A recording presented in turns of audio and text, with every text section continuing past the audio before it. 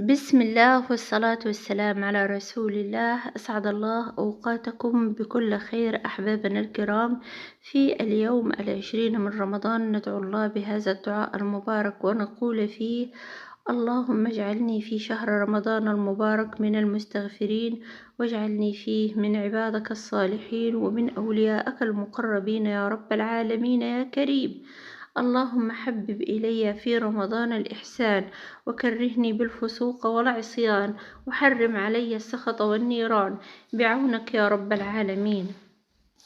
اللهم ارزقنا سماع التراويح ودعوات المصلين ودموع الخاشعين وختم القرآن يا كريم يا رب العالمين يا الله. استجب منا الدعاء في العشر الأواخر. اللهم اجعلني فيه من المتوكلين عليك الفائزين لديك والمقربين إليك بإحسانك يا رب العالمين. اللهم اجعلني فيه من المستغفرين، واجعلني فيه من عبادك الصالحين ومن أوليائك المقربين. اللهم حبب إلي في رمضان الإحسان، وكرهني بالفسوق والعصيان، وحرم علي السخط والنيران بعونك يا رب العالمين. اللهم بارك لنا في شهر رمضان. اللهم أهله علينا بالأمن والإيمان والسلامة والسلام ودفع الأسقام والعافية والرزق الواسع. اللهم بلغنا رمضان أياما عديدة وأعواما مديدة بفضلك وكرمك يا كريم. اللهم أعنا على طاعتك وعبادتك على الوجه الذي تحبه وترضاه يا كريم. اللهم ارزقني صيامه وقيامه وتلاوة القرآن الكريم فيه. اللهم اجعل صيامي فيه صيام الصائمين، وقيامي فيه قيام القائمين يا رب العالمين يا كريم.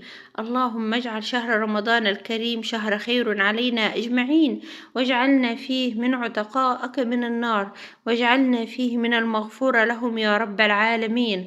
اللهم أعنا في شهر رمضان المبارك على ذكرك وشكرك وحسن عبادتك. اللهم اجعل ما أسعى إليه يسعى إلي يا رب. إني استودعتك نفسي وحياتي وأحلامي، فهب لي من توفيقك ما يرضيني. اللهم اجعل طريقي مفتوحة للخير دائما وأبدا. اللهم اجمع بيننا وبين دعواتنا التي فوضناها إليك. اللهم الإجابة لكل دعاء وأمنية.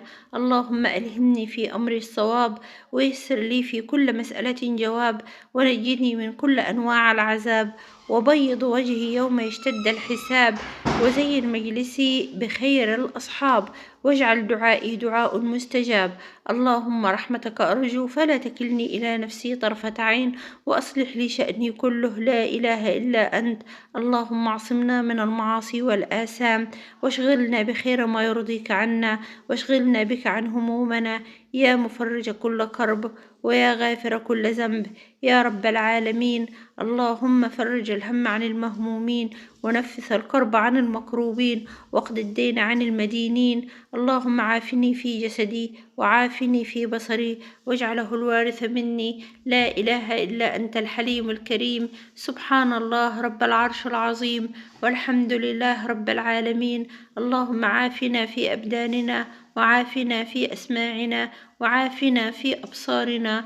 اللهم اعصمنا من الزلل، واجبر بنا من خلل. نعوذ بك من طول الأمل وحبوط العمل. اللهم آمين يا رب العالمين. أسعد الله أوقاتكم بكل خير يا أحبابنا الكرام، وهنترك لكم الدعوات دي في تعليق مثبت حتى تقرؤوها وتدعون بها في هذا اليوم العظيم. والسلام عليكم.